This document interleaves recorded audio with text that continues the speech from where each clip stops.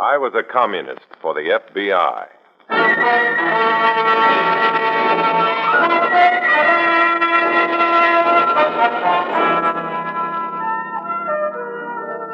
Starring Dana Andrews in an exciting tale of danger and espionage.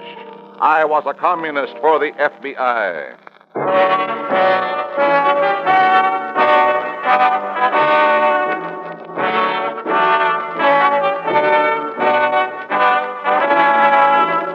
From the actual records and authentic experiences of Matt Cvetic come many of the incidents in this unusual story.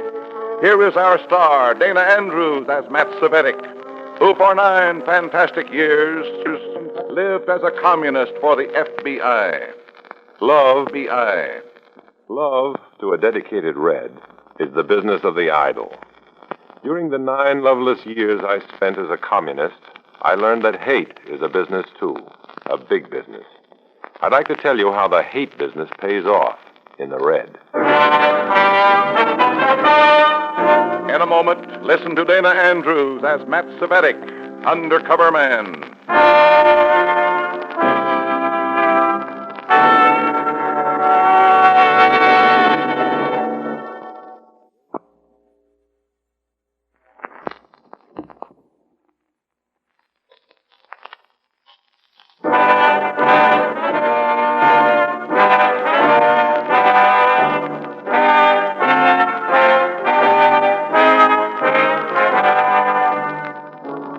Here is Dana Andrews as Matt Cvetic, Undercover Man. This story from the confidential file is marked Rich Man, Poor Man.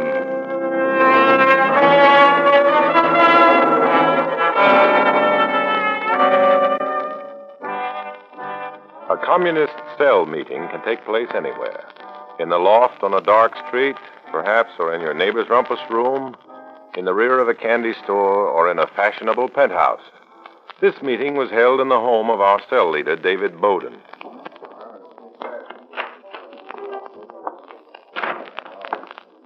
Comrades! Good news, comrades. Delightful news. The plum has been chosen for our exalted cause. A fat, ripe, juicy plum. His name? The name of our plum. The irony delights me, simply delights me. His name is Jules Jordan. Oh. Jules Jordan, the publisher? The same. A millionaire with a social conscience. Publisher of that great liberal weekly, Open Thought. Well, Comrade Bowden. Comrade Cvetic. You look worried. Well, this man, this Jules Jordan, with his bourgeois conception of liberalism, I don't trust him. Comrade Cvetic, Jordan is obviously a capitalist who fears the inevitable revolution. We have been assigned to put his millions to work for the Red Master Plan. In the past few weeks, I've made it a point to become friendly with Mr. Jordan. Quite friendly, in fact. He now comes to me for advice on the editorial policies of his magazine. One liberal to another, that sort of thing. You work fast, Comrade Bowden. This assignment is my responsibility, Comrade Cvetic. Its success is my success within the party. Its failure... There can be no failure. Good. Good. I'll need competent, trustworthy assistance. You will help me. Comrade Bowden, I'm honored.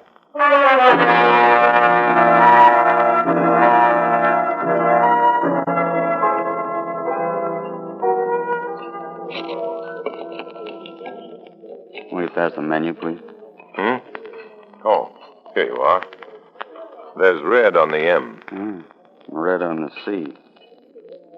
You're losing weight, Matt. It's understandable, isn't it?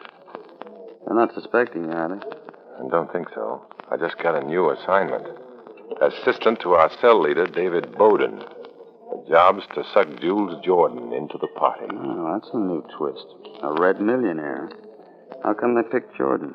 His magazine, for one thing. They'd like to print it in red ink. What about Jordan himself? He's a perfect patsy.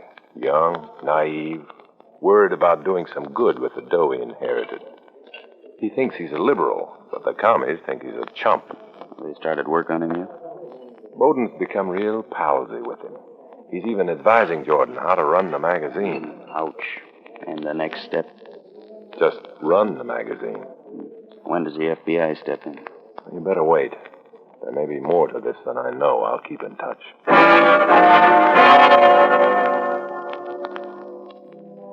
You're bound to have trouble when half of you is communist and the other half is human being. My communist half was supposed to consider Jules Jordan a wealthy chump, a sucker to be despised and exploited. The human half of me, however, couldn't help feeling he was a decent, honest guy. As I grew to know him better, it was easy to understand his two greatest loves, his wife, Jane, and his weekly magazine. Listen to those presses, Matt. Beautiful music. Beautiful, beautiful music. You sure it isn't just plain noisy, Jordan? Printing presses are supposed to be noisy. Let the whole world know how important they are. Can't hear you. Never mind. Come on to my office. Good idea. There's something I want to talk to you about. Uh-oh. You and Bowden have been hatching up another improvement for the magazine. I can feel it. Come on in. Thanks. Something wrong? Bowden tells me that Harry Rainier fired George Krevko. Krevko? Oh, him, yeah. Incompetent writer. I understand he's a Red. He was recommended by Bowden, you know. Well, heck, David can't help it if the man wrote bad editorials. But Rainier never consulted us. Harry's the editor, Matt. He has the right to fire a man who can't do the job. This might interest you, Jules. Krevko has been unable to find work since he left here. No kidding? It's that bad, huh? He has a wife and 3 children. Gosh, 3 kids. And the reason George Krevko can't find work is that he's been branded a communist by your editor, Harry Rainier. Mm-hmm. Well, is he a communist? Why not ask Mrs. Krevko and the 3 kids? Look, Matt, if there's anything I can do... That's strictly between you and your conscience, Jules. See you later.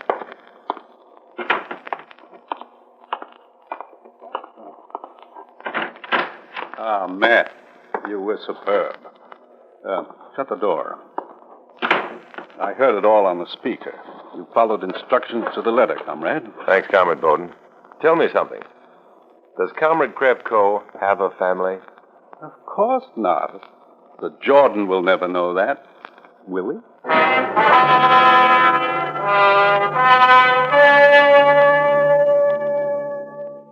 It made me sick just thinking about it.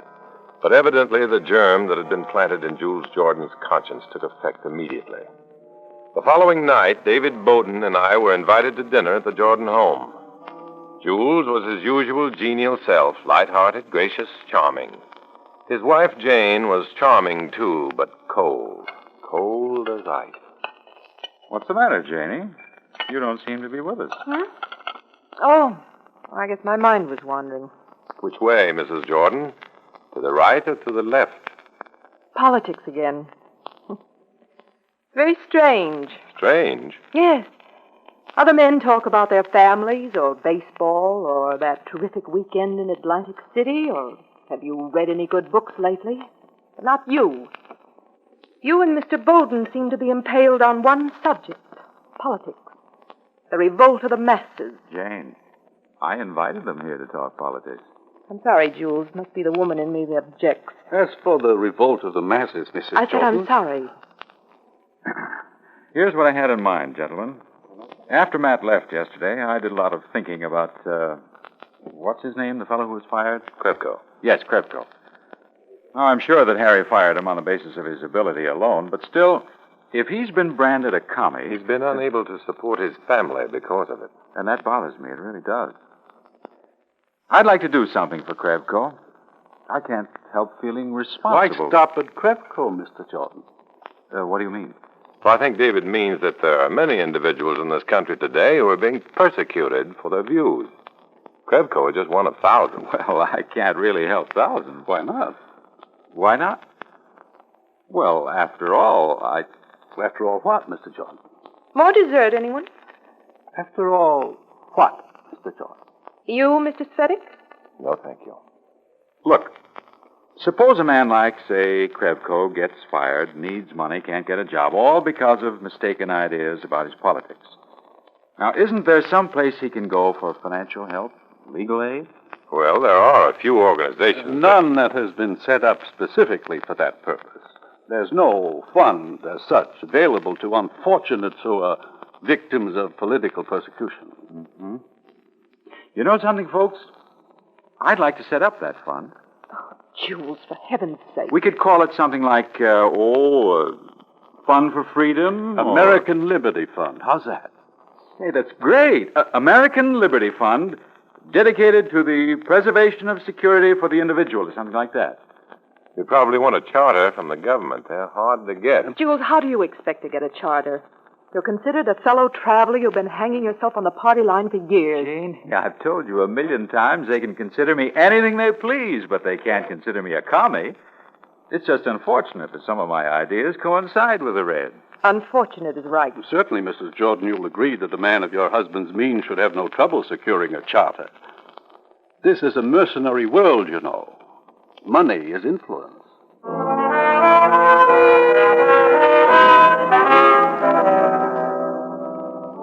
The remainder of the evening was miserable. While Bowden and Jordan buzzed and fussed over plans for the American Liberty Fund, Mrs. Jordan burned withering glances across the room at me. Finally, after a small eternity, it was time to leave. I paused in the open doorway to button my coat. Mr. Cvetic, Yes? I'd like to ask a favor of you. Of course, Mrs. Jordan. Believe it or not, I've never interfered with my husband's work before. But you and your friend have changed all that. Let my husband alone, please. Go away and let him alone. Are you afraid of losing him to a greater cause, Mrs. Jordan? Is our influence stronger than yours? No. No, it isn't. I won't let it be. I think I love him more than you love that greater cause. Coming, Matt? I'll be right there, David.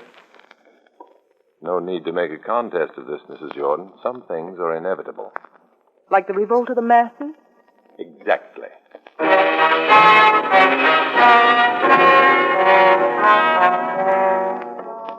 It's a difficult thing to be hated by a beautiful woman. But in this case, there was one consoling thought. If Jane Jordan could hate me violently enough, she might prevent her husband from becoming ensnared in the communist web. That web, by the way, was being drawn tighter and tighter about him. The charter for the American Liberty Fund was granted before I could have my FBI contact stop action on it. And then my red cell leader, Bowden, introduced a new element, something I had hoped to be able to avoid. Sit down, comrade. I want you to listen to this. What is it? Perhaps you've wondered why I mistrust that Harry Rainier. I recorded this conversation in Jules Jordan's office this morning on tape. Those hidden microphones are invaluable, aren't they? Standard procedure. Very practical. Listen. Those two friends of yours, Jules. The place is crawling with Reds. Relax, Harry. You're getting giddy. Giddy. Wake up, Jules. Check up on your personnel. Check up on the content of your magazine. No matter what measures I take, the stories come right out from under Stalin's mustache. I've been expecting this from Rainier for some You've time. seen these things yourself, Jules. If you'd spent less time with that American Liberty Fund. What's your beef about that? Have you noticed where that money is going? Your money is being used to bail out commie goon boys. To give a bunch of red plug uglies a chance to... Yeah, I see what you mean about Rainier, comrade. But I think he feels a need here. Keeps things in proper perspective. Rainier is dangerous, Comrade Cvetic. You will please see that he's eliminated. Aye. How? Any way you see fit, as long as it's quick and lasting.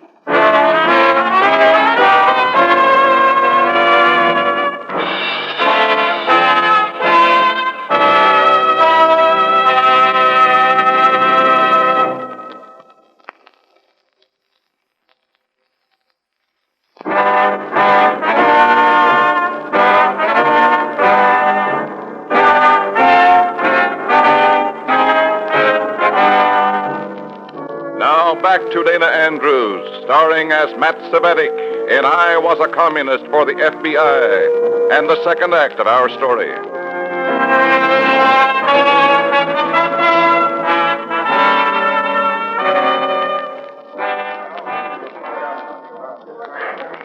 Now then, you'll enjoy these reports, I'm sure. First of all, the American Liberty Fund. Contributions from our inadvertent ally, Jules Jordan, have brought the total up almost 200% since its inception. Of its expenditures, 70% has gone out as direct aid, mind you, to members of our party. This, of course, will increase as time goes on. Comrade Cvetic, will you report on the progress made within Mr. Jordan's magazine? Thank you, Comrade Bowden. I'm happy to announce that as of today, 65% of the personnel on Open Thought are actively contributing to our exalted cause. The editorial policy is now closer than ever to the party line. In fact, some of the more reactionary American congressmen have already hurled charges against the magazine and Mr. Jordan. A question, please, comrade. Yes? Aren't we defeating our purpose by calling attention to our success within this magazine? Comrade Bowden? The subtleties of the plan have escaped you, comrade. We're more interested in Jordan and his millions than in his magazine. Yes, but how can we get him into the party? Remind me, Cvetic, no important assignments for that fool. My dear comrade, Jules Jordan doesn't realize it yet, but everything he touches turns red. His magazine, his American Liberty Fund, his companions, his employees. In the eyes of bourgeois Americans, he's a traitor. This will become more and more evident as our pressure increases. When the final die is cast, Mr. Jordan will have no place to turn for sanctuary but here, among his comrades and fellow workers in the Communist Party. Now do you understand? Thank you, Comrade Bowden. Good. And you, Cvetic, have you arranged for the elimination of Harry Raniere? Yes, tonight, Comrade Bowden. Tonight.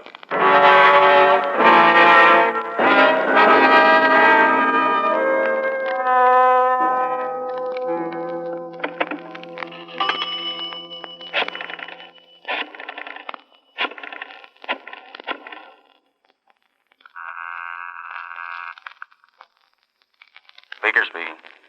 Beaker, this is Red. Well, it's about time. I had us worried. Listen, Bowden wants me to liquidate Harry Raniere, Who's he? editor of Open Thought. He's too suspicious of us. Well, can't you get out of it?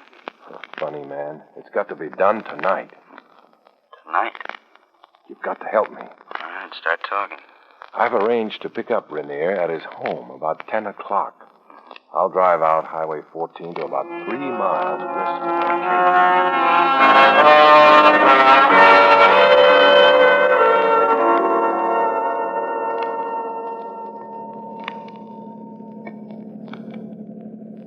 Seems to me it's pretty late to be visiting the Jordans. Jules insisted on having the meeting tonight, Harry. You know how he is. Yeah.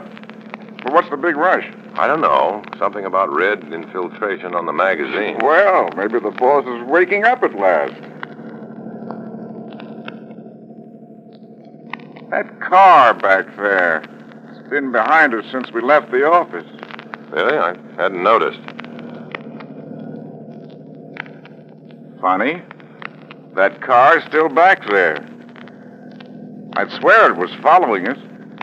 You've got the jitters or something? I don't know. Maybe. Say, isn't it taking us a long time to get to the Jordans? Same as usual. What are you turning here for? Hey, wait a minute. We're nowhere near the Jordans. Sit down. What is this? Where do you think you're... Be quiet, will you? Nothing is going I on. don't like it. Now stop the car. Let me out of here. Sit still, Harry. You'll get hurt. Hurry. Harry! Look out!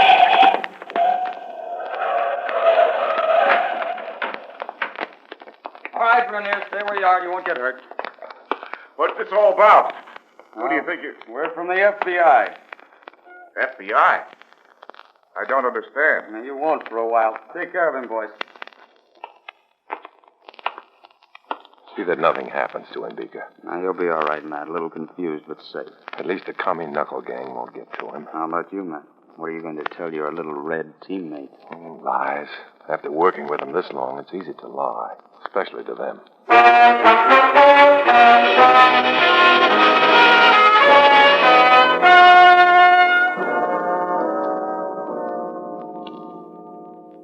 Matt Cvetic, do I understand you correctly? You turned Harry Renier over to the FBI? That's right, Comrade Bowden. I planted some false credentials in his desk and reported him as a communist agent. A communist agent?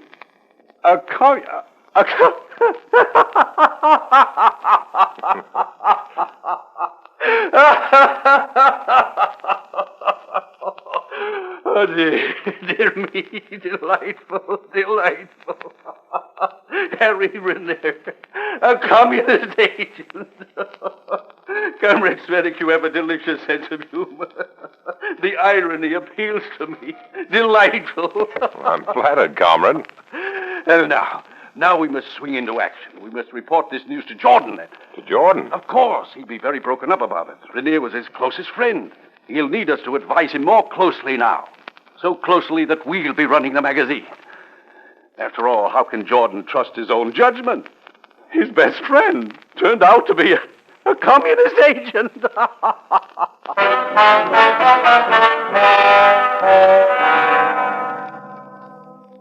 I hadn't expected this at all. Bowden was using my plan for Renier's safekeeping to bring about Jules Jordan's downfall. There was no time for me to undo what I had done. Only one chance was left. Mrs. Jordan. I had to make her hate me. Her influence over her husband was strong. I knew that. The best way to put this influence to work was to make her hate me violently, bitterly. I don't understand it. I just can't understand it. Harry was always such a sensible guy. I've known him for years. He just can't be a red agent. I won't believe it. Facts are facts, Mr. Jordan, no matter how brutal they seem. But Harry's the last guy in the world to... I don't know. I don't know. Reason, Jules. Reason. Emotion is useless at a time like this. You're not being much help, Mr. Cvetic. Look, would you mind, fellas? I think I'd kind of like to be alone for a while and figure this mess out. Please go. Jules is awfully upset. But the logic is so clear, so crystal clear.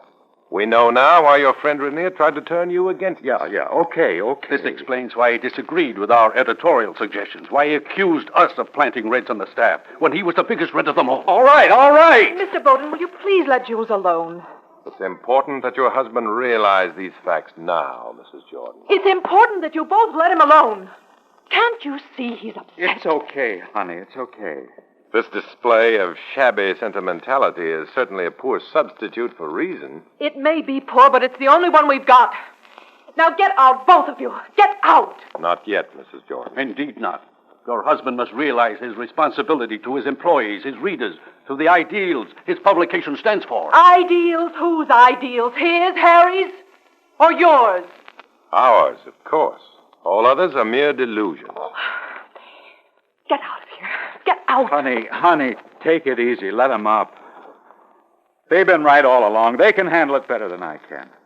Handle what? Your magazine? Jules, you can't. Let's face it, honey. Who am I to tell them what's right and wrong? I can't even pick my friends. At least I know David and Matt are right thinkers. Thank you, Mr. Jordan. We'll go now. Jules, for the love of heaven, listen to me. Jules, please, you've got to listen to me.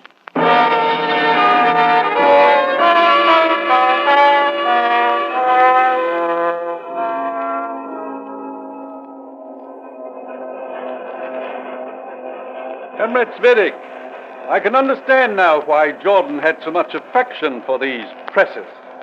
Now that they're ours... Ours? In spirit, at least. And soon the rather broken spirit of Jules Jordan will be ours, too. You're to be commended, Comrade Bowden. Well, thank you.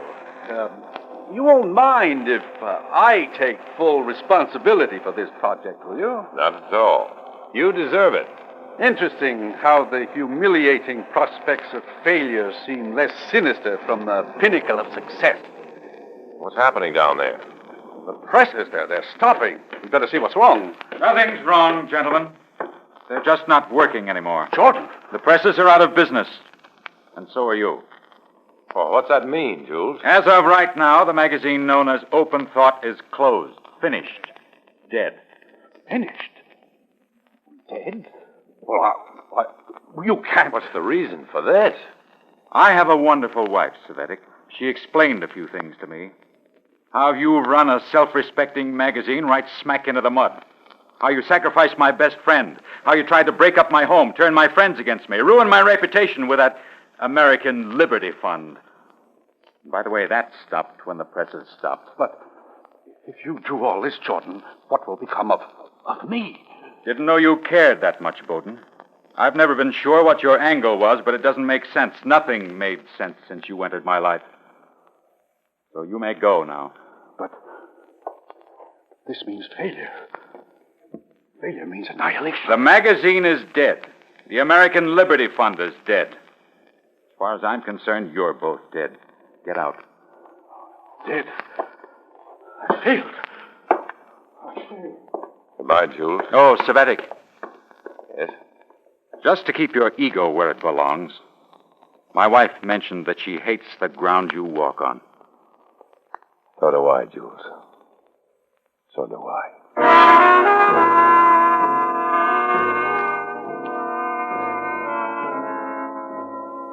It goes on and on and on. The hating, the bitterness, the chaos of mind and soul. Bowden is gone now. He never appeared at another cell meeting.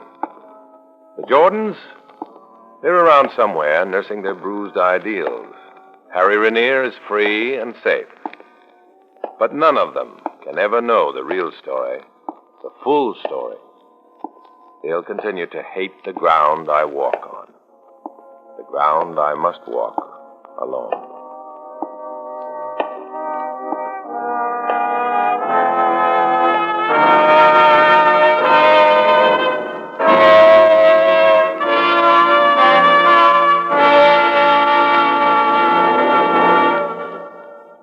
Our star, Dana Andrews, will return in just a moment.